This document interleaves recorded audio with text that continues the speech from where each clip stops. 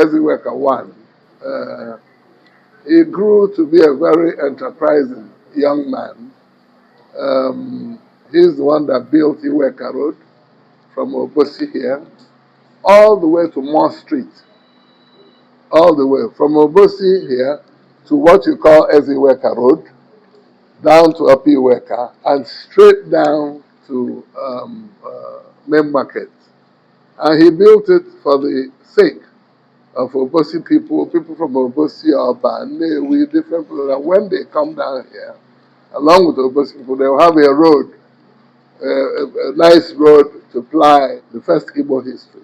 He published it in 1923, built Iweka Road in 1914. Eze Israel Elohebo, Eze Iweka I. And then he achieved all these things, and he lived to be only 53 years. Eze Iweka II, Igwe Isaac Emenike Iweka, was the first Igbo engineer. The first Igbo engineer. Now, here I am, as Eze Iweka III, trying to fill those big shoes that were left behind for me.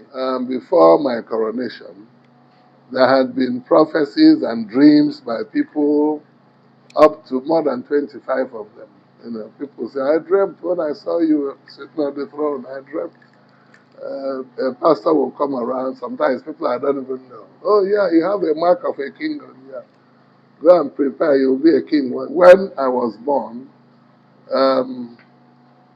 there were prophecies and revelations that Eze Iweka I has come back. My grandfather, the Eze Iweka. So you know, Obosi is very vast. You have Awada Obosi, we have Enekwasompu Obosi, you have Odumo Obosi, Elijah. We have about 14, 15 urban communities, including Okpoko, which is part of Obosi. Nnamdi Kanu, ndị eze, ọ bụrụ sọsọ ndị eze Anambra, ndị eze South East niile. Mụ wee sokwugo some years ago, oge ejidesịrị ya, sign one signature m dị na ya, wee na-ekwu sị release Maazị Nnamdi Kanu ka ọ nataba. This is Upper Iweka. The Upper Iweka that if you come to Anambra State and you have not visited Upper Iweka, and have not seen Upper Iweka, then you have not arrived. Do you understand? This Upper Iweka, this particular place is the place that carried paid comb. Hello guys, this is Creative Law TV. We are live and direct in Anambra Obosi. This is the Iweka dynasty. This is the Iweka ancient palace. We are here to tell the story about this popular man, this great man called Iweka. This is the Igwe Obosi, the palace of Obosi kingdom. You understand? So, and this place is a remarkable place. This is a historic place. This palace has lasted for over centuries. You understand? And we are here to tell you some things, the story that you will be hearing about the name, but you don't know how it came about. You don't know about the man particularly. We are here to tell you about this great man. Let's go and meet His Royal Majesty, the Igwe Obosi, the current Igwe Obosi, who will give us a history about this popular man Iweka, the man Iweka Road, the man Eze Iweka, the man Iweka, like on the shop Iweka, Upper Iweka and Ikokia, the man himself. Let's go. You understand? Let's go and meet Eze. Can we have people? If so, in Nigeria, just look around. All those things, the dynasty, the great Iweka families. Eba na uno deba kanko. Obota ko bido. Ndande bido na izizi. You know what? So if they deba in Nigeria, na emang ku. Because you know we don't tell what we don't know. But this is the great palace, man. You look here, you see the 1908. This is the first palace. The palace is Iweka in 1908. So, and if you look around, you say, oh, this is vintage house. It's just that it's being maintained. You understand? You see here, it's not a house like you can think it's 10 years ago. No, it's over years. So, but it's being maintained. Let's go to the history home. Understand? Let's go to the history house. Let's enter. This is the history palace. And this is great palace. We are waiting to They're waiting to have our great king, the Igwe Obosi, who will tell us more about this great palace. So, let's go. My name is Igwe Chidubem Iweka, Eze Iweka III, Eze Obosi Kingdom in Anambra State. I'm the grandson, great-grandson of Iweka III, who was a merchant in the early days. He was an ivory merchant in those days, traded with the Europeans, and later became a warrant chief under the British government at the time. That was long before independence. His son, who was called Elebo, was his only son, was later baptized by Bishop Ajayi Crowther in the early days when he was 7 years old. He went on to become Eze Iweka I. He was the first prominent, very prominent Iweka in modern times. Though his father, who was a warrant chief, was also prominent at his time. When he was baptized at the age of 7, between 7 and 9 years, thereabouts, he was the son of a great man, Iweka Onitsha. And when Bishop Ajayi Crowther and his team came and preached the gospel of Jesus Christ to him, he thought it was a great doctrine. And he told them, this your Alosi, this your deity that you talked about, of loving your neighbor as thyself. If someone slaps you, you turn the other cheek. It's a wonderful doctrine.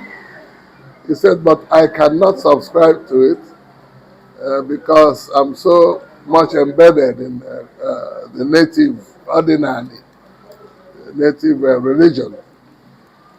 However, to show you how much I appreciate this message you have come with, this message of Jesus Christ. So he gave his son to Bishop Ajayi Crowther to be baptized. He was baptized with another son of the Ekpunobis here in Obosi. Both of them were baptized the same day. And that's why my grandfather bears the English name, the biblical name, Israel. So he was Elebo Israel Iweka, who later on became Eze Iweka I. His father was a warrant chief, but not a king. So he became the first king within my family. Eze Iweka I. He grew to be a very enterprising young man. He's the one that built Iweka Road from Obosi here all the way to Moore Street. All the way from Obosi here to what you call Eze Iweka Road, down to Upper Iweka, and straight down to Main Market. And he built it for the sake of Obosi people from Obosi, Oba, Newi, different people, that when they come down here, along with Obosi people, they'll have a road, a nice road to ply all the way to where the Royal Niger Company were trading, who became representatives of the Queen. I believe it was Queen Victoria at the time, they were the law then, before independence. So he built that road with his own money. At times he would run out of money, he would go and borrow money from people. When it comes to your land, he will pay you for your land and he will keep working. We have photographs of 1914. That's where he built that road, was in 1914. We have photographs in his book, which he published, the first history of Obosi and Igbo land, the first Igbo history. He published it in 1923. Built Iweka Road in 1914. Okay. He also achieved so many things. He used to buy drugs, call the people, the medical people that they called chemists and druggists in those days. Those chemists and druggists were like doctors in those days. Well, there was a disease then called yaws, Y-A-W-S. Yaws was an ulcer that eats all the way to the bone, not the stomach ulcer, but ulcers on the leg and the arm and places and the laps. It was a very dangerous disease in those days. Herbalists used to stuff it with all types of herbs. But then he will take these chemists and druggists, buy drugs, and go into the interior to different towns where he will treat people free of charge. That was his life's dream, to help people. He was a philanthropist. He built a trade school. I'm going to give you some of the pictures. You'll see his trade school back then. Uniformed trainees, where he trained carpenters and other artisans. And at the end of the training, you receive a certificate. So you can now go to Yoruba land, go to different places and work. Once they see that certificate, they will know you're well trained by I.E. Iweka. Then he built this house, this edifice in 1908, and he sat on this very throne that I'm sitting now, which was also built in 1908, along with the house. And he did so much. He had a car. He had a kit car at that time, with which he traveled to different places. There were barely no good roads in them. Well, when the Iweka Road was completed in that 1914, the European merchants of the Royal Niger Company, used to be the Royal African Company, but later on the Royal Niger Company. They were the law then, because they represented the Queen of England. That was when police came, that was when law came, that was when people realized that it was no longer business as usual. And when you commit against the law of the Queen, you get repercussions, you get penalties. So he was a very enterprising man, Eze Iweka I. His name was Igwe Eze Israel Elohebo, Eze Iweka I. And then he achieved all these things, and he lived to be only 53 years. And great achievements. He was an author, he was an engineer, he was a medical, not practitioner, but he was a medical sponsor, because he sponsored a lot of treatments for people, malaria, yaws, and all sorts of illnesses of those days. Then later on, he trained his children. He trained his children so well. His first daughter, Mrs. Ikazo, who was Ni Iweka, was his first child. And she became, when she finished primary school, there were no school for girls. So what they did was to put a bench for her in front, because the father says, my daughter must stay in school, primary. So they put a special bench for her, Mrs. Nwabogo Ikazo, whose husband, Ikazo, that married her, became the first indigenous police commissioner in the eastern region. That's who married Eze Iweka's first daughter, first child. And along the lineage of Ikazo, you have Sharon Ikazo, who became a minister. the Federal Republic of Nigeria. And currently you have Izoma Philip Ikazo, Chief Philip Ikazo, who is now Deputy CBN Governor. That's the lineage of my auntie and the husband, Eugene Ikazo, first commissioner in the southeast, in the eastern region. The second child, who became Eze Iweka II, Igwe Isaac Emenike Iweka, was the first Igbo engineer, and he built most of these bridges you see on the old Lagos Road. If you go along Ibuzo Road, that old road, Asaba, you still see some of those bridges. And he became governor during Biafra. He was the administrator of Onitsha province, which is equivalent to a governor.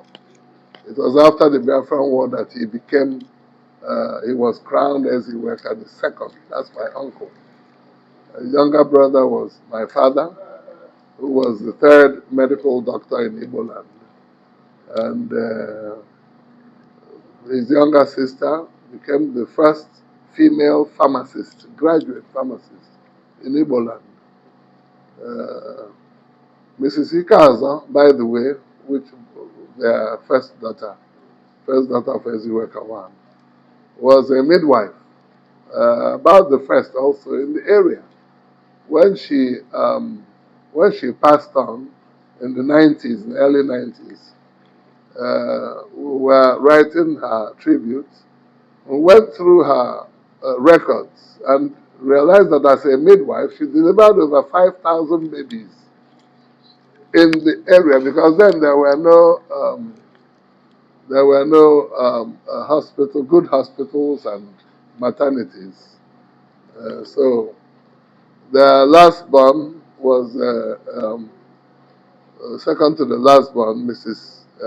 Grace Abasmalo, was a businesswoman, a hotelier, and also a very popular hotelier at the time, and also a manufacturer, because she manufactured hair dyes and skincare products. That was fab then.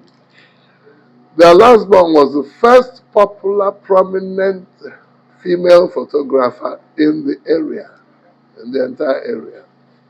And she plied her trade up till the late 80s. She was old then.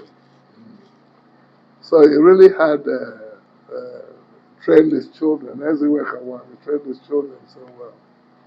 And here I am, as Eze Iweka III, trying to fill those big shoes that were left behind for me.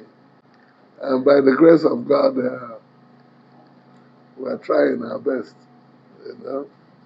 It's not over yet until it's over. Well, I wasn't called home to come and become the king. When I lived abroad, I came back every year because I was never really comfortable living abroad. I went to school there, I lived there, I worked there, but my heart was always here in Nigeria. That's why I came home every year. And actually, before my coronation, there had been prophecies and dreams by people, up to more than 25 of them. People say, I dreamt when I saw you sitting on the throne, I dreamt a pastor will come around. Sometimes people I don't even know. Oh yeah, you have a mark of a king on you.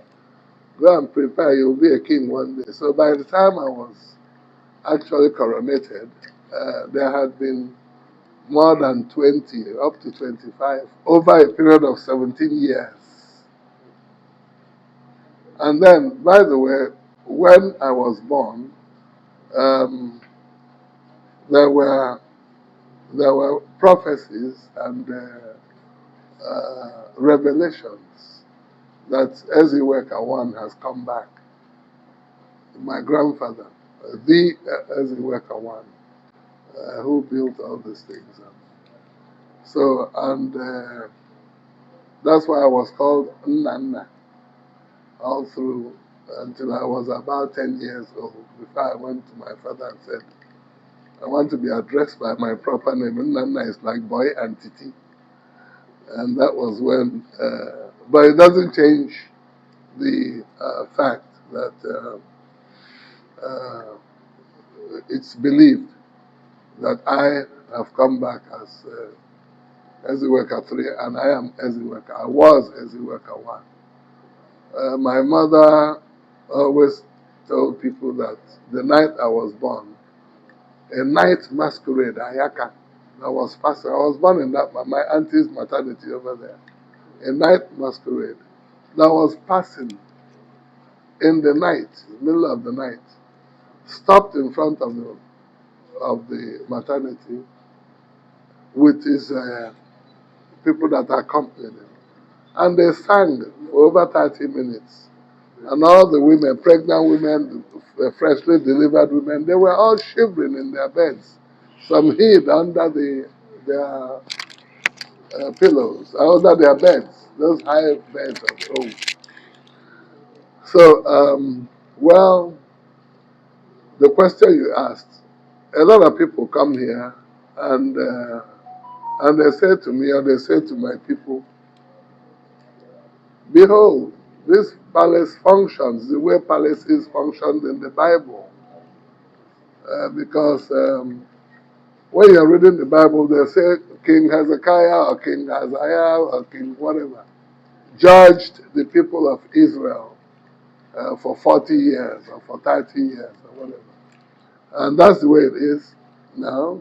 I judge the people of Obosi, both inland and urban. Certain disputes without charging money. I have arbitration panels because there's no way I can handle all the cases myself. I have arbitration panels that look into disputes. We settle disputes, no matter how small, between husband and wife, between families, between villages. Sometimes even people from neighboring towns come here for arbitration. And of course, we know Obosi is very vast. You have Awada Obosi, we have Nepasumpu Obosi, you have Odumo Obosi, Owelaja. We have about 14, 15 urban communities, including Okpoko, which is part of Obosi. So the non-indigenous that live in Obosi land are far, far greater in population than actual Obosi indigenes. And all these people, we go through them. They come through this palace when they have problems.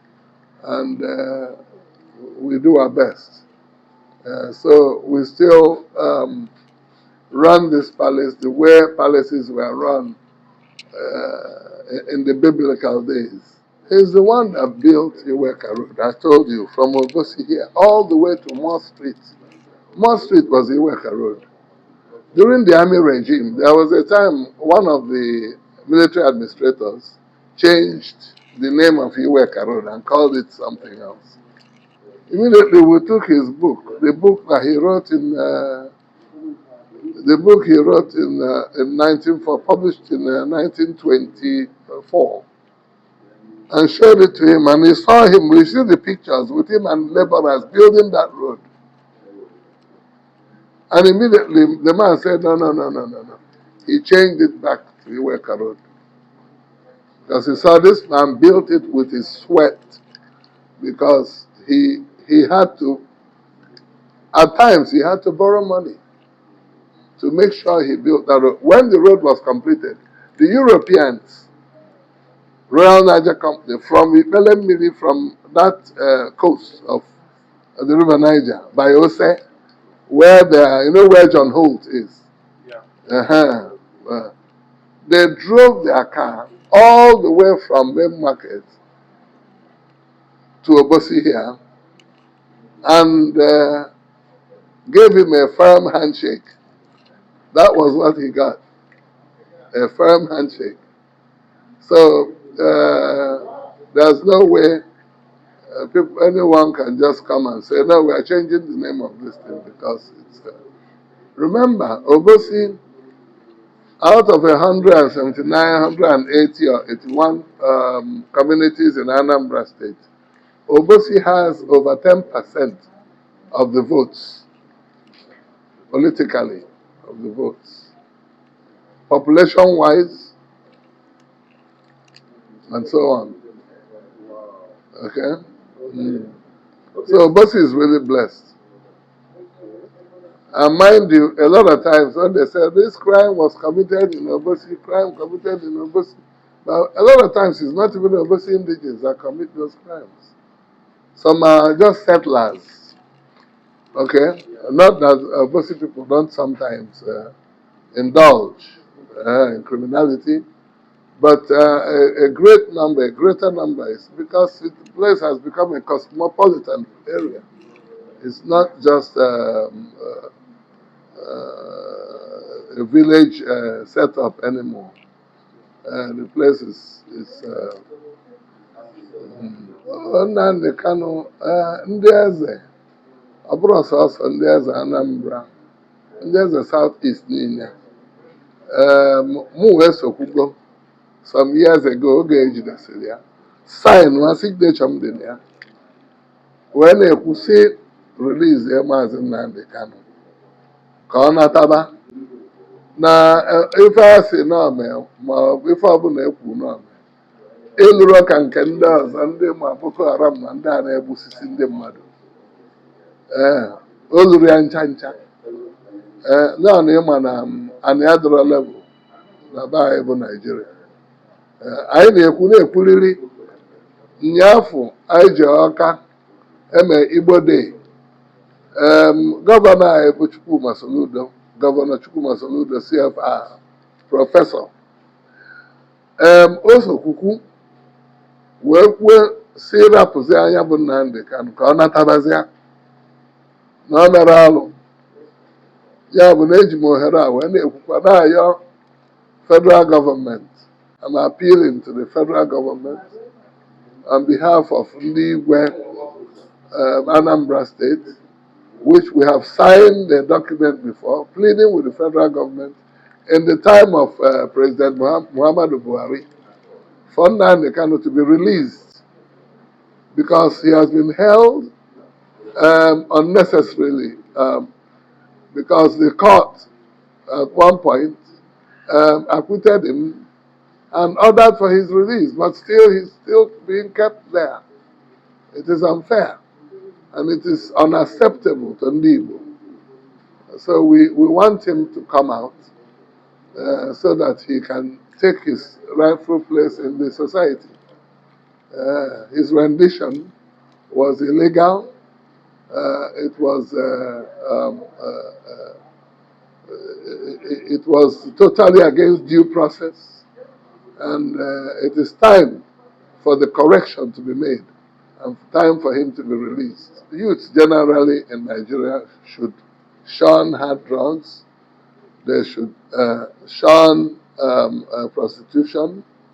Youth generally should look for means of survival in these hard times. Without criminality, you can create. Problem with our youth these days is that everybody wants big money. You have to, when you are born, you have to crawl before you and stand before you walk. You don't come out every day. See an 18-year-old trying to make millions of naira when he has no skills, he has no education, he has nothing.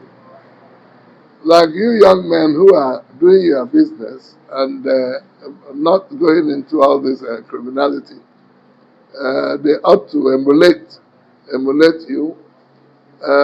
Now, some of the factors that are causing problems in our society are these native doctors who promise our children that they can make them rich. Just like our governor was saying, Governor Chukwuma Soludo, who also went against all these native doctors that are deceiving our children and said that one of the native doctors who was arrested for doing okite and money-making charms for people, that the daughter, his daughter, is a clerk somewhere for somebody. How can your own child be a clerk for somebody, working under somebody for maybe getting under minimum wage, and yet you are telling youths to come and bring you money that you will make them billionaires? That is ridiculous. So our youths better wake up and know that they are being used. Moreover, spiritually, our youths should also know that whatever you do, you must get the reward for it. You must get the reward. If you kill somebody that you are going to make money or to spiritually to make, what do you call it? A money ritual, for a money ritual so that you will make so much money. You are going to suffer it. Your children will suffer it. Your grandchildren will suffer it to the fourth generation. Look in any town now, you will see that those men, they said they were great native doctors, they killed 10 people to make a charm and all that. Go and look in their families, you will see there's darkness there. Their families are desolate. There's no progress. All the time they're having mishaps and tragedies in that family. It's unfortunate. So our youth must learn that hard work is the only way to make good money. You don't have to be a multi-billionaire. You just have to have enough. Just enough to get by. Because at the end of the day, you can't sleep on 2 beds at the same time. You can't sleep in 2 houses. You can't drive 2 cars at a time. You can only drive one. You make all these billions and then your lineage shatters. What is the gain? There's no gain. That this is Almighty Upper Iweka. This is Upper Iweka. The Upper Iweka that if you come to Anambra State and you have not visited Upper Iweka, you have not seen Upper Iweka, then you have not arrived. Do you understand? This Upper Iweka, this particular place is the place that can take home, and the people in that now. You know what? So that time, when come at the Rabbi Gafe, a billion. But those people could not bring him down. All I tell you was Upper Iweka, and but that one is just the byway. That's not the story we come here to tell you. Do you know this Upper Iweka, the man Iweka, he built this road in 1914. Do you understand? It's hard-earned money, not government, not sponsored by the community. He used his money because he was a merchant, and he built this beautiful Upper Iweka from Obosi to non-market. And this is remarkable. That's what the story we are telling. In 1914, Iweka, the popular Iweka, bring his hand-earned money and build this road from Obosi to main market just to make the road more travel for the people and neighboring communities. If you check it, you know that self-development, like philanthropy, development of village did not start today. In 1914, over 100 years ago, this is massive, man, and he did this with his money. At the time, his money was even finished. He had to borrow to pay back to make sure he gave out this way. But today, the history remembers him, because you can never talk about one without mentioning Iweka. And if you check Awada, like Ikengo Maolo, mighty, man like Chico, people that developing that single-handed all the villages, and JRB or Kangi Bawaka, because I after you know, those people running after we want to show you people that everything we are doing has origin. Iweka is a man that you have to immortalize. You should take a Iweka about Makani fed the madema.